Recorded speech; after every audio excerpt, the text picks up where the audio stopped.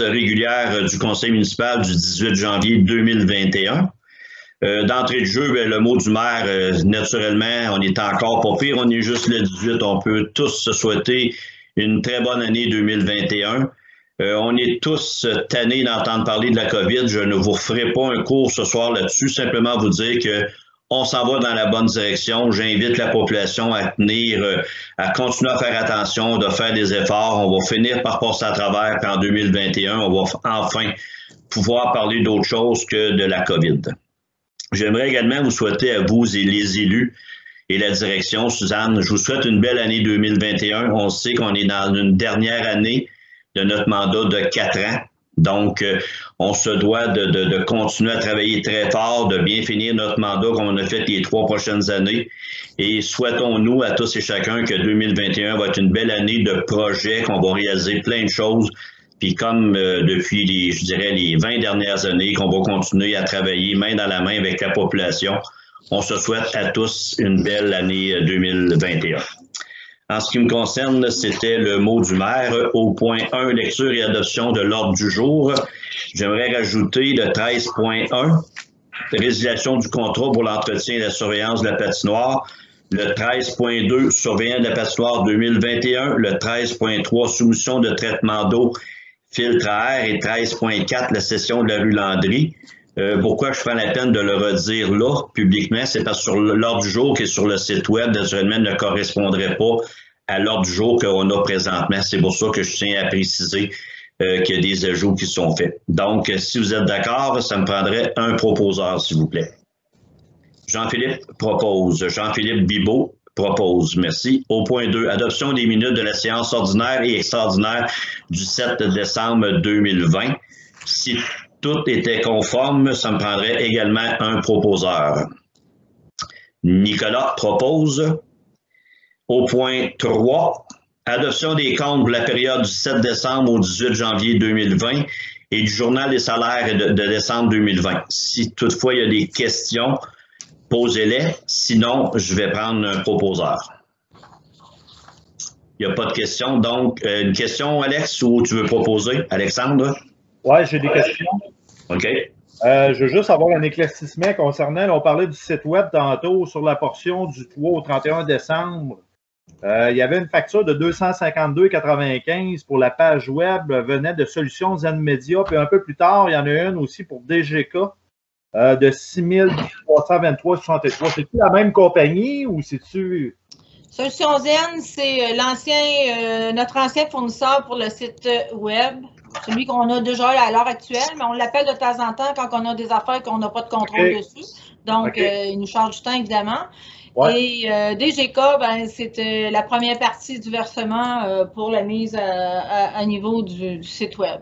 Donc, on s'est dit qu'on splitterait la facture en 2020, puis l'autre partie en 2021. Yes. Deuxième question, Suzanne, la financière, la Banque nationale, pour le domaine de mon repos, des intérêts, là, 248,33.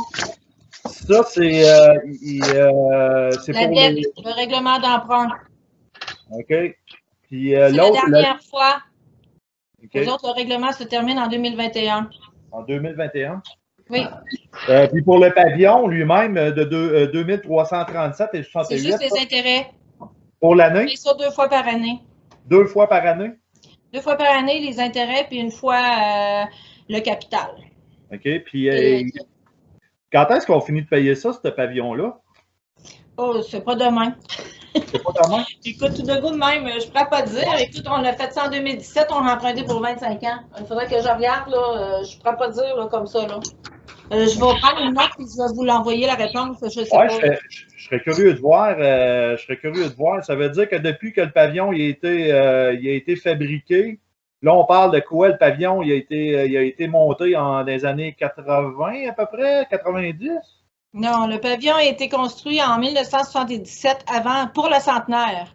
Ouais. En 1976, même, je te dirais. Là, l'empreinte, là, c'est les rénovations qu'on a faites en 2010. En 2010? Oui. OK. Puis ça veut dire 2 fois par année, ça veut dire qu'on paye encore 4700 plus ou moins d'intérêt là-dessus?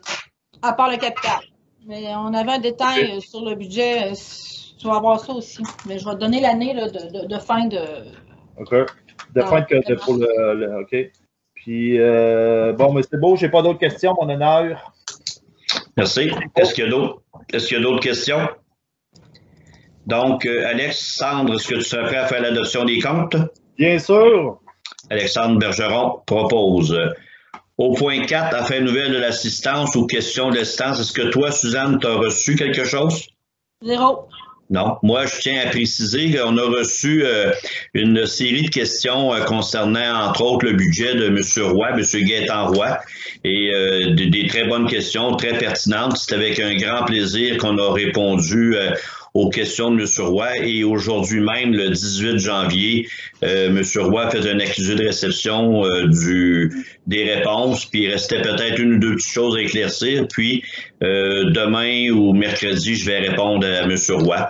Donc, je tiens à remercier M. Roy parce qu'effectivement, les questions étaient posées de façon très polie. Puis, donc, je voulais le préciser et préciser à la population qu'effectivement, c'est avec grand plaisir qu'on répond à vos questions quand il y en a. Donc, au point 5, demande de dérogation, le CCU s'est rencontré cet après-midi. Et le premier point, c'est Ferme Francelin Inc. Suzanne, si tu veux nous faire un résumé et nous dire si le comité consultatif d'urbanisme nous propose, nous recommande, c'est-à-dire l'adoption de ça. Je vous rappelle que le CCU nous recommande, ils font de recommandations, mais c'est nous, les membres du conseil, qui prenons la décision à savoir si, oui ou non, on peut en faire une proposition. Donc, Suzanne. En fait, Ferme Francelin, propriété de François Gosselin, celui-ci veut instaurer une nouvelle fosse sur sa ferme. La dérogation porte sur les distances séparatrices via le 1759 7e rang, la propriété, la maison de son père. Le règlement dit qu'il faut avoir 140 mètres de distance pour l'installation de la fosse. Celui-ci déroge de... Bon, en fait, il déroge... On parle de 86, il y a 86 mètres de distance avec la maison par rapport à l'étable de stabulation existante. Il y a 113 mètres de distance par rapport à l'étable de stabulation entravée existante. Puis il y a 137 mètres avec la plateforme, la fosse circulaire existante. Donc, ce projet-là de dérogation, si on refusait, porterait... il faudrait l'accorder dans le sens de l'augmentation. On y enlèverait ses droits d'exploitation, puis ça occasionnerait un préjudice au propriétaire. On sait que lui comment on dit ça? Il ne cause pas de préjudice à son voisinage. Sa démarche a été faite de bonne foi. Donc, le CCU recommande la dérogation. Puis je crois, Suzanne, de ne pas me tromper en disant que ce que tu viens de lire là, les recommandations, c'était les recommandations qui avaient été faites par Annie, notre agente à la MRC, l'inspecteur en bâtiment. Est-ce que c'est clair pour tout le monde? Est-ce qu'il y a des questions? Dans le fond, le CCU vous le recommande. Maintenant, c'est à nous de prendre une décision. Je vois que Jean-Philippe Bibeau a une question. Oui, rapidement. Dans le fond, ça, c'est dans les 7 voisins de Justin Chabot, ça? Avant? Oui, juste avant, c'est ça, mes voisins, c'est ça. La fosse, elle serait située comme plus vers le bord du rang? Pas vers non, elle est en arrière de l'autre fosse. OK. Non, mais c'est juste, le méandre en arrière, c'est toute une zone inondable et tout ça. Là. Je voulais juste être sûr que ça n'allait pas jouer dans cette zone-là, que c'était plus proche du rang, justement, que de la rivière. Là. Non, mais c'est juste à savoir si ça a été vérifié, si ça a été tenu en compte. Mais si l'inspecteur en bâtiment a passé sur le projet, j'imagine que c'est une chose qu'il a vérifiée. Oui, ils se sont mis plusieurs dessus pour le vérifier. Ça marche. Oui, puis notre inspecteur, effectivement, nous propose de l'accepter, mais c'est à nous de décider. Mélanie? Ce que je me demandais, dans le fond, c'est 140 mètres de toutes ces bâtisses-là ou 140 mètres juste de la fosse? Non, en fait, la distance qu'il faut respecter, c'est 140 mètres. Puis lui, il y a 3 distances qu'il ne respecte pas. Il y en a une à 86 mètres, il y en a une à 113 mètres, puis il y en a une à 137 mètres. Okay. Mais ça, quand ils ont bâti, ils ne se sont pas rendus compte de ça. Là. Les Là, c'est règlements juste en ont faisant changé, la- les distances ont changé, j'en ai aucune idée. Je ne peux pas répondre là, dans ce sens-là. Parce que, tu sais, là, c'est sûr. Mais là, dans le fond, pour son projet, là, de sa fosse, dans le fond, on déroge de 3 mètres, mais le restant, il déroge aussi. Mais ça n'avait pas été demandé d'avance. Oui, c'est ça. Moi aussi, en regardant les photos, c'est ce que j'ai compris. Ça répond à ta question, Mélanie? Oui, c'est correct. Ou ton interrogation? Dominique? Ton micro est fermé, Dominique. Ton micro est fermé. Okay. Quand on dit 140 mètres, là, il n'y a pas de préjudice, mais il ne respecte pas les distances, mais de sa propre maison à lui, si je comprends bien. La maison de son père. Son père, ouais. C'est de l'autre bord de la rue? La maison Albert, c'est ça. C'est le voisin le plus proche. La seule maison qui est affectée là, dans le dossier, c'est carrément la maison qui est l'autre bord de la rue, qui présentement appartient à son père. Puis la fosse qu'il a construit ou qu'il veut construire est située à l'arrière de l'autre. Donc, elle est encore plus loin que l'autre. Bon. Si elle mettait dedans, je ne dis pas, là, mais elle met en arrière. OK. Ben moi, j'ai vu qu'il y avait 2 fosses, là, mais la nouvelle existante, elle est en arrière de celle, elle est plus loin que l'autre, Suzanne, c'est ça? Oui. Elle dit que l'existante est encore plus proche de son père que la nouvelle. Ouais. Je sais pas pourquoi j'avais comme...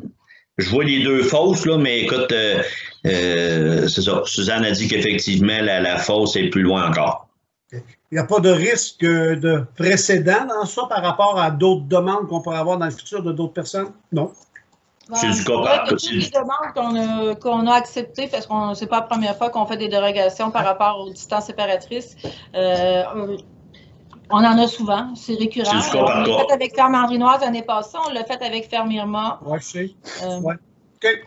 C'est du cas par cas, Dominique. Puis Annie nous a avisé aujourd'hui qu'effectivement, c'est pas rare qu'elle est dans ces CCU, il y a des demandes de ce type-là. OK. Est-ce qu'il y a d'autres questions? Est-ce que vous seriez prêt, quelqu'un, à en faire la recommandation? Mélanie, merci. L'autre point, c'était le dossier de Douglas McRae. Vous vous souvenez, on en a déjà parlé quelques fois.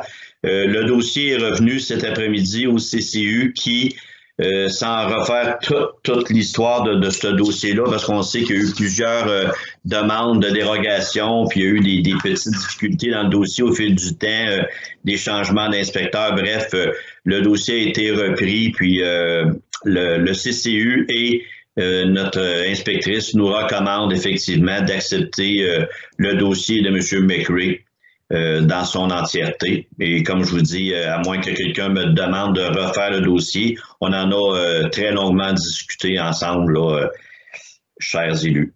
Est-ce que, Suzanne, ça réglerait pas mal le dossier de M. McRae ou tu voudrais rajouter quoi? C'est correct pour toi? Est-ce que quelqu'un est prêt à en faire une proposition? Mélanie est prête. Merci. On est rendu au point 6, autorisation, demande de nettoyage du cours d'eau Blanchette, branches 2 et 4, ainsi que du cours d'eau de la rivière des Rosiers, branche 170A. Suzanne? On va parler des deux cas, si vous êtes d'accord. La première demande, c'est concernant le cours d'eau Blanchette, la branche 2. C'est Ferme Landrinoise qui a formulé la demande à la MRC. Donc, c'est pour du nettoyage et d'enlèvement de sédiments. Ça me prendra un proposant pour faire cette demande-là à la MRC. Est-ce que Nicolas propose? Et le deuxième? Et le deuxième, en fait, c'est une demande de nettoyage du cours d'eau de la rivière des Rosiers, la branche 170A. Cette demande-là vient de la ville de Warwick parce que ce cours d'eau-là, il est limitrophe entre les 2 municipalités et on se doit d'avoir une résolution de chacune des municipalités. Je vais prendre Diane. Si Diane propose, Diane Kerouac propose. Ou une question, Diane? OK, parfait. Merveilleux. Au point 7, c'est des adhésions qu'on a déjà toutes mis au budget. Ce soir, on les fait tous en rafale, des montants qu'on a acceptés au niveau budgétaire, c'est-à-dire la FQM, la Fédération québécoise de municipalité, l'ADMQ, qui est les directions générales, Roulibus, la SPAA, la SIUC, la Croix-Rouge, le partenaire 12-18. Ce sont tous des affiliations qu'on a avec ces organismes-là.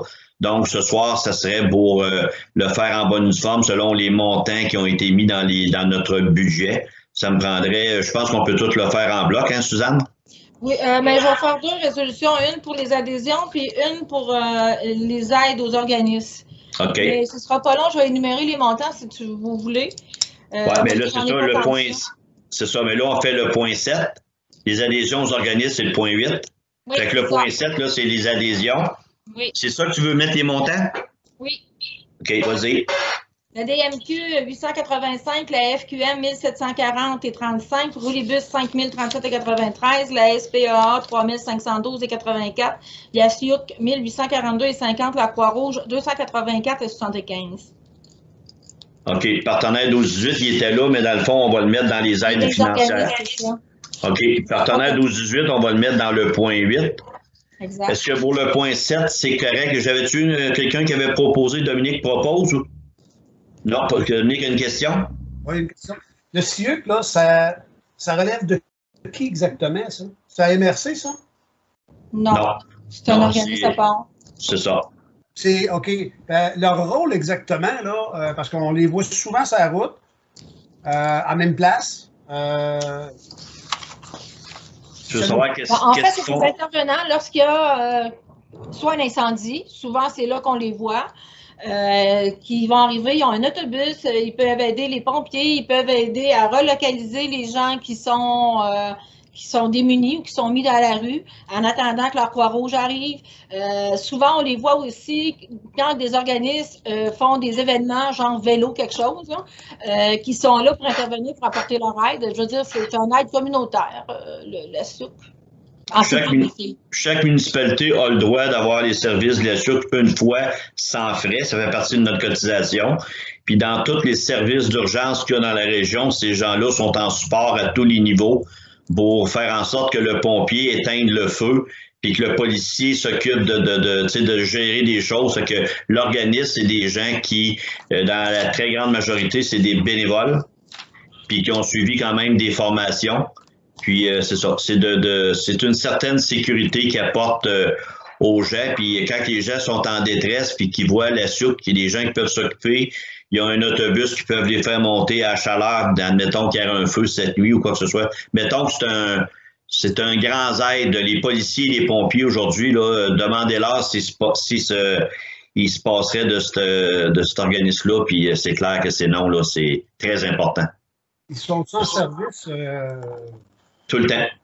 Continuellement? Continuellement, il y a un appel, il y a un service 24 heures sur 24, 365 jours par année.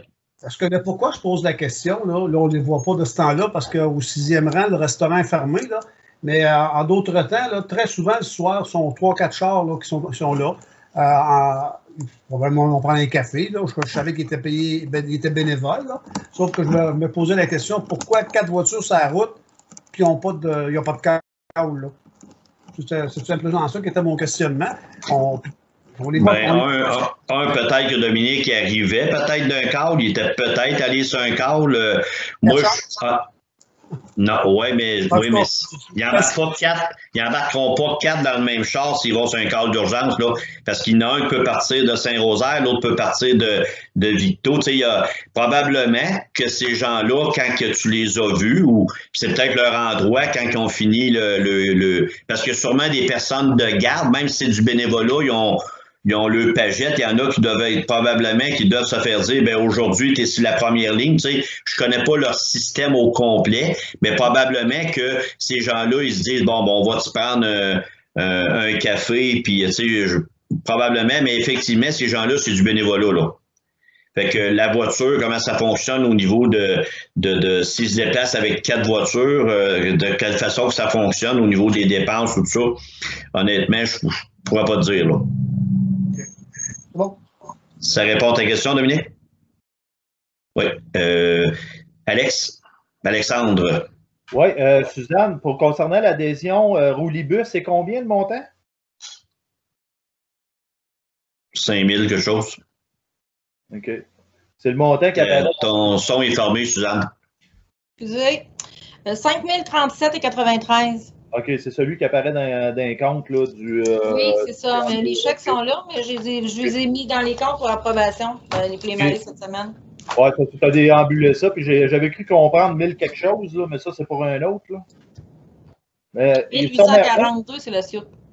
OK, fait qu'en adhésion, mettons, ça peut valoir à peu près combien en adhésion qu'on a d'une façon ponctuelle une fois par année? Pour tous ces regroupements-là, on parle de combien? À peu près de 15 000? Aux alentours de 14 000, là, grosso modo, 13 500, 14 000, là, si je fais un recul rapide. Là. Non, mais les chiffres, tantôt, les chiffres, tu les as donnés ici. Non, mais c'est ça, mais ça fait vrai, oui, 13 15 000 environ. Oui, c'est parce que là, il y en avait pas mal, là, puis ça a déboulé vite, mais c'est correct, 14 000, OK. J'ai pas d'autres questions? Il faut comprendre aussi, dans les adhésions, peut-être pour l'information de tous et chacun, là, c'est, exemple, la FQM, ben, c'est un aide qu'on va chercher régulièrement au niveau de la fédération. Ça regroupe les municipalités du Québec. L'ADMQ, c'est pour Suzanne, les directions générales. La SPA, c'est pour nos animaux. La SIA, qu'on vient de le nommer. L'Aqua-Rouge, on connaît l'importance de l'Aqua-Rouge s'il arrive un pépin. Qui j'oublie dans le lot, je pense que je les ai tout dit au niveau des adhésions. Le partenaire 18, là, je vais le remettre tantôt là, au point 8. Fait que, tu sais, oui, quand on regarde ça, ça peut sembler être des gros montants. Par contre, si on regarde ce qu'on a, c'est pas ce que ça coûte comme ce qu'on reçoit en frais de service. Puis je pense qu'au niveau de la municipalité, à moins que Suzanne, tu me dirais le contraire, ce sont tous des adhésions qui sont très importantes, autant au niveau de notre population que pour nous, le service qu'on peut offrir à nos citoyens. Est-ce que je me trompe, Suzanne? Je suis d'accord avec ça. Good. Puis dis-moi donc, deux secondes aussi, ces adhésions-là, ils ont-tu tendance à augmenter? Je sais que là, à chaque année, bon, on doit renouveler, mais est-ce que c'est pondéré à chaque année par une augmentation? C'est au prorata souvent de la population. Au prorata, hein? Okay. Il n'y a pas beaucoup d'augmentation en tant que tel. Tu sais, exemple, si tu prends la FQM d'une année à l'autre, l'adhésion, non, il n'y a pas de gros coûts qui sont donnés, Alexandre. OK, parfait. Merci. On va faire le saut l'année prochaine, je fais encore, parce que la population à Saint-Albert, elle augmente. C'est sûr que ça va apparaître sur nos budgets. Et ça, c'est une très bonne nouvelle.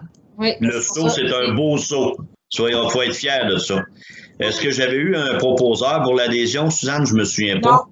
Alexandre propose. Merci. Au point 8, maintenant, c'est la demande d'aide financière accordée à nos organismes ou partenaires 12-18, les fermières, la FADOC, Vie Active, Trio Desjardins, École Amédée-Boisvert, Don Rémy, Prévention suicide, Sécurité alimentaire, ARLPHCQ. Ça, tu me le rappelleras, Suzanne, j'ai carrément un blanc. C'est quoi ça? Attends un peu. Centre de prévention. Non. Association régionale de loisirs pour personnes handicapées. OK, parce que là, celle-là, je l'avais perdu complètement. Et la TVCBF, tantôt, j'ai dit nos organismes, mais c'est nos organismes ou les organismes avec qui qu'on fait affaire. Donc, Suzanne, je crois que tu voulais nous donner les montants pour chaque demande? Oui, ce sera pas long. Je me jette. Prévention suicide, 300 $. Vie active Saint-Albert, 200 $. Sécurité alimentaire, 500 $. École Amédée-Boisvert, 150 $. Partenaire 12-18, 4 523. Trio Desjardins, 600 $. L'assurance Association régionale de loisirs pour personnes handicapées, 250 $. FADOC, 400. Fermière Saint-Albert, 150. La TVCBF, 35. Parfait. Est-ce qu'il y a des questions? Quelqu'un serait prêt à en faire une résolution? Ça va être qui j'ai pas pris à date, petite vache? Nicolas! On va essayer d'avoir tout le monde, hein? Le point 8 est réglé. Le point 9, offre de services professionnels de David Lafontaine. David Lafontaine, pour simplement vous rappeler, c'est technique consultant. Quand on a besoin d'informations, on se réfère à lui. Donc, Suzanne va vous faire une proposition. On en a discuté et on pense que pour l'année 2021, il serait sage d'aller dans cette option-là. Mais encore là, c'est vous qui avez le dernier mot. Suzanne? L'an passé, on avait pris l'offre à forfaitaire à 3 900 $ pour l'année. Comme ça a été une petite année à cause de la COVID, parce qu'il y a beaucoup de choses qui n'ont pas avancé, puis comme nous, on a quand même fait pas mal de choses dans le cadre du programme TEC. On a fait faire des études de chaussées, de structure de nos chaussées. Donc, je pense que on va être en mesure de prendre des décisions prochainement pour s'enligner vers les dépenses qu'on doit faire pour totaliser notre tech. Donc, je pense qu'on pourrait utiliser ces services au taux horaire. Quand on parle à lui, c'est 95$ de l'heure. Si je parle à son assistante, c'est 59$ de l'heure. Puis si je parle à l'assistante en technicien technique, c'est 59$, puis l'assistante administrative, c'est souvent celle-là que j'utilise, c'est 69$ de l'heure. Je pense que j'ai fait un petit calcul, puis je pense qu'on va rentrer dans notre argent. Puis quand on l'utilise pour les besoins de tech, ben, ça, c'est remboursé à 80% par la programmation de tech. Fait qu'après avoir fait... La municipalité pour absorber à ses frais à elle, puis qui n'est pas admissible à tech, elle va être minime. C'est ce que je me disais. C'est ça que j'avais à vous vendre ou à vous proposer. Après avoir fait le calcul, moi et Suzanne, puis avoir regardé tous les à côté d'eux, on pense qu'avec les projets de 2021 qui ont rapport ou qu'on aurait besoin de David Lafontaine ou son équipe, on pense que ce serait plus avantageux d'y aller de la façon que Suzanne qu'on vous le recommande, qu'on vous le suggère. Maintenant, si vous avez des commentaires, libre à vous. Puis si vous êtes d'accord, ben, ça me prendrait un proposeur. Mélanie semble d'accord? Oui. Mélanie Vogue, d'accord. Dominique, si tu passes avec... Non, OK. Parfait. Au point 10, appui aux journées de la persévérance scolaire. On sait à tous les ans, on fait un appui, c'est un appui moral, on s'entend, mais c'est pour la persévérance scolaire, d'encourager, de reconnaître l'importance. Donc, encore ce soir, si vous êtes d'accord, ça prendrait simplement une résolution pour l'appui aux journées de la persévérance scolaire. Jean-Philippe propose. Alexandre, tu as une question? Non? OK. Au point 11, résolution programme d'emploi été. Suzanne, ça prend une résolution pour faire des demandes pour essayer d'avoir des subventions, c'est ça, si je ne me trompe pas? Oui, on va faire une demande pour 2 employés dans le cadre du 40 jours. On est rendu là, ça se fait en janvier, fait qu'on est là pour déposer notre projet. Il faut faire ça pour le 29 janvier, donc ça me prend une résolution pour déposer le projet puis me mandater pour signer le formulaire de demande. Alexandre propose. Si jamais que je me trompe, que c'était une question, vous me reprenez. Là. Fait qu'Alexandre Bergeron propose au point, c'est ça, hein? Au point 12. Résolution de programme d'emploi Trio Desjardins. Suzanne, c'est notre 600$, ça? C'est nos 3 jeunes? Oui, exactement. Si vous vous souvenez, à tous les ans, on les reçoit, on leur donne des montants, puis c'est des reconnaissances qu'on fait. Donc, à tous les ans, ils viennent. Et ces gens-là, Suzanne, qui viennent chercher le chèque au... Oui, hein? C'est ça. Donc, si vous êtes d'accord, ça me prendrait également un proposeur. Diane Kirouac propose. Au point 13, affaires nouvelles, on s'entend qu'on n'avait rien, le 13.1, c'est-à-dire la résiliation du contrat pour l'entretien et la surveillance de la patinoire. Est-ce que tu veux que je prenne le dossier ou tu vas le faire, Suzanne? Non, je ne suis pas laissé aller. OK. Simplement, c'est une résiliation de contrat. On avait un contrat pour la patinoire pour des raisons de respect de règlements sanitaires. On se doit de mettre fin au contrat. Donc, pour en avoir parlé tous ensemble, naturellement, en huis clos. Pardon. Ça me prendrait un proposeur pour la résiliation du contrat. Mélanie Vogue propose au 13.2. Naturellement, il a fallu se revirer de bord. Ce qu'on souhaite, c'est d'avoir une patinoire, que les gens puissent patiner, parce qu'effectivement, en temps de COVID, mettons qu'il y a moins d'activités possibles. Donc, de là, l'importance d'avoir une glace. On a engagé une firme pour le restant de l'année, ou encore là, selon nos besoins, on peut en tout temps ne pas prendre des services. C'est une entente qu'on a avec eux. Donc, pour la sécurité de nos gens et la sécurité, faire en sorte que tout soit bien fait et bien respecté, on a engagé la firme SWAT. Donc, si vous êtes d'accord, ça me prendrait un proposeur et un secondaire. Enfin, un proposeur, c'est-à-dire pour cette demande. Jean-Philippe. Je considère toujours, si vous ne levez pas la main, vous n'avez pas de questions. On continue. Au 13.3, maintenant, c'est la soumission de traitement d'eau, filtre à air. On avait déjà mis le montant au budget. Ça, c'est pour le 1245, le bureau de l'édifice municipal, qui regroupe, entre autres, des bureaux et Olivier Delmondo. On était rendu là, c'était important de le faire. On avait déjà mis un montant au budget, c'est juste qu'on n'avait pas fait la proposition à bonne et due forme. Donc, ce soir, si vous êtes d'accord. Pardon, Suzanne? Puis on avait demandé deux offres de service là-dessus.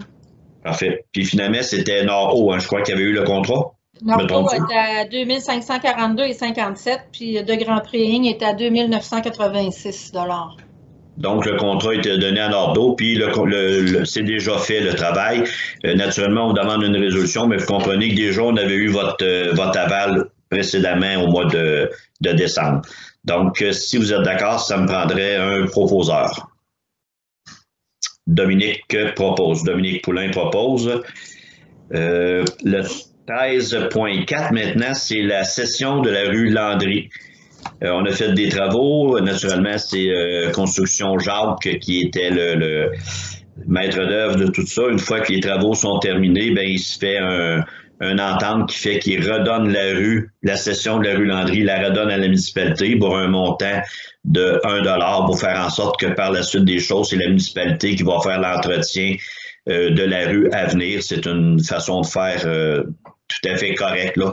Donc, ce soir, si vous êtes d'accord, ça prendrait une résolution. Suzanne, est-ce qu'il y a quelque chose que tu voudrais rajouter là-dessus? On va prendre la cession de la rue Landry, un bout de la rue La Charité, puis un bout de la rue Tardy. C'est sûr qu'il faut devenir propriétaire parce que là, justement, M. Larose m'a fait part qu'il voulait faire une demande de permis. Il faut être propriétaire avant d'émettre un permis. OK, fait que là, la cession à soir, c'est la rue Landry, un bout de la rue Tardy, puis un bout de la Première Avenue, c'est ça? La rue La Charité. La rue La Charité. Veux-tu me la reformuler comme il faut, s'il te plaît? Oui. En fait, la cession, ce sera la rue Landry au complet, une partie de la rue La Charité, puis une partie de la rue Tardy. Parfait. Est-ce que c'est clair pour tout le monde? Ça me prendra un proposeur si vous êtes d'accord. Nicolas? Au point 14, lecture de la correspondance. Suzanne, je vais te laisser y aller à ton rythme. Ma correspondance? J'ai reçu une lettre du ministère de l'Environnement qui dit qu'on va recevoir 19 303,39 $ dans la distribution des redevances. On va recevoir ça incessamment. J'avais rien d'autre dans ma correspondance. Oui, bien c'est ça, j'ai envie de dire, t'en avais-tu? J'étais un petit peu gêné. Il me semblait qu'on n'avait pas grand-chose. Donc, pour la correspondance, c'est terminé. Dans le Varia, je vais y aller selon je vous vois. Jean-Philippe, est-ce que tu avais quelque chose dans le Varia ou affaires nouvelles ou peu importe, là, nommez-les comme vous voulez? Non. Nicolas? Diane? Alexandre? Oui, j'en ai deux. Oui. La première, il y a un citoyen qui m'a approché concernant la patinoire. Il y a des structures d'acier qui servaient pour des nets, là, pour des filets. Fait que les filets sont terminés, puis il reste juste la coquille, autrement dit de métal. Il me demandait si c'était possible pour lui d'en ramasser un pour ses petits-enfants. Est-ce que je peux abdiquer? Oui. Le citoyen m'a téléphoné, puis je lui ai dit que je ne pouvais pas lui vendre. En fait, la municipalité, on se doit de vendre ça, genre par l'offrir à tous, pas à lui en particulier. Okay. C'est la réponse que j'avais faite à Alexandre. OK, bon, ben parfait. Mais je comprends pas, c'est quoi, excuse Alex, c'est quoi qu'il demande le citoyen? C'est qu'en règle générale, un filet, tu sais, as le filet lui-même, puis tu as toute la structure d'acier qui font le tour. Et on a à peu près 2 ou 3 là, de l'os qui traînent, qui font rien là, actuellement dans le fond du terrain de baseball là, qui était la dernière fois que je les ai vus. Puis quand la structure des filets de hockey sont finis. OK. Mais je veux juste poser une question là-dessus, excuse Alexandre, suite à ta question. Je comprends qu'il faudrait faire un appel public, mais ces filets-là, ces structures-là, outre le fait de l'offrir à la population au complet, est-ce qu'ils sont encore, pour la municipalité, est-ce qu'ils servent encore, Suzanne, ou carrément c'est quelque chose qui dort là? C'est qu'il y avait les filets les buts qui étaient sur la patinoire appartiennent à M. Duchesne. M. Duchamp avait emmené ses équipements. Fait qu'on tasse nos équipements aussi. Fait que là, je ne pourrais pas dire c'est quoi notre inventaire exactement, là. C'est peut-être quelque chose qu'il va falloir que je regarde avant. Mais c'est sûr que les bus, si on ajoutait des filets neufs, ils seraient encore bien potables. Ils sont plus pesants, mais c'est sûr qu'ils sont potables. Fait que dans le fond, si je résume ça, c'est que outre le fait de l'offrir à la population complète, c'est qu'on ne veut même pas les vendre parce qu'éventuellement, étant donné que là, il y a eu des changements dans la façon de faire au niveau de la patinoire, c'est qu'éventuellement, on va falloir les rapatrier et les remettre sur la glace. Ça a-tu de l'allure? Ça pourrait être ça. OK. Parfait. L'autre question, Alex? Ouais, ben là, avant, concernant les nets, c'est sûr qu'il va falloir leur refaire le filet au complet, là, parce que. Non, je sais, mais on a déjà changé des nets, Alexandre. Ça s'achète, c'est facile, là, ça coûte 100$ du filet, puis on installe ça. Merci, bonsoir. OK. Éventuellement, si le hockey revient, Alexandre, c'est sûr qu'il faut faire en sorte que les filets qui vont être sur la glace vont être sécuritaires pour que les rondelles passent tout à travers puis qu'il y ait quelqu'un qui l'aille dans le front, en arrière du net. OK. Deuxième chose que j'ai constatée, c'est au 1245, rue principale, Suzanne, dans le coin, mettons que tu rentres par la porte pour te rendre au bureau municipal, là, à droite, au-dessus des fans pour l'air climatisé, il y a une gouttière là, qui arrive à 90, puis ça coule à ce moment-là. Ça coule directement sur les fans qui servent pour l'air climatisé. Fait qu'il va y avoir probablement de la rouille qui va s'installer là éventuellement. Ça serait peut-être à refaire avec Clément de vérifier là, le joint de 90 là, pour qu'il mette un scellant bien comme il faut pour que ça arrête de couler directement sur les. Parfait. Ouais, parce que ça tombe direct dessus. Puis il n'y avait jamais ça, mais là, je me suis aperçu de ça la dernière fois. Puis pour le reste, tout est beau. OK. Mélanie, est-ce que tu as quelque chose? Non. Dominique, est-ce que tu as quelque chose? Excuse, Dominique, ton micro est fermé. Non, c'est bon. J'avais le bassin de rétention. On en a discuté au début tantôt, fait que c'est bon. Parfait. Donc, à moins que je me trompe, le varia de tous et chacun est terminé. Je regarde l'heure, il est 19h10. Donc, je propose la levée de l'Assemblée puisqu'on a fait le tour de l'ordre du jour.